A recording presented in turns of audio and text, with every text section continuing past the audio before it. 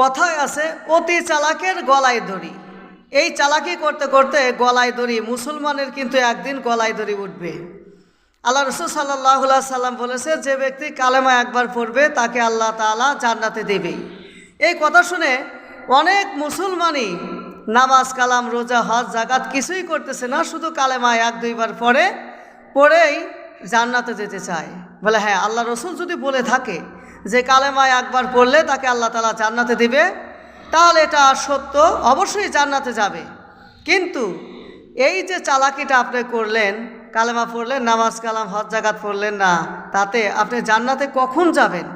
এই কথা সম্পর্কে আল্লাহ রসুলকে জিজ্ঞাসা করা হলে আল্লাহ রসুল সাল্লাল্লাহু আলাইহি সাল্লাম বললেন যে, ও আমার উম্মতরা, তোমরা শোনো, আল্লাহ রব্বুল আলামিন আমার বান্দা, যে বান্দাগুলো একবার কালেমা পড়ছে তাকে জান্নাতে দেবে। কিন্তু কখন দেবে? তুমি যদি নামাজ রোজা হজ জাকাত এগুলো কোনোটাই যদি না করো, শুধু গুনার কাজই করে যাও, তোমাকেও জান্নাতে দেবে আল্লাহ। বলে কখন?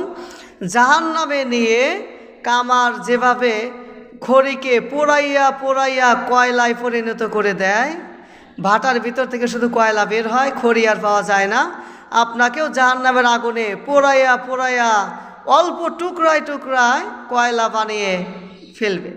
এমন সময় আল্লাহ তাআলা বলবেন যে, যাও, আমার বান্দাগুলো কয়লা হয়ে গেছে, কয়লাগুলো বের করে নিয়ে আসো।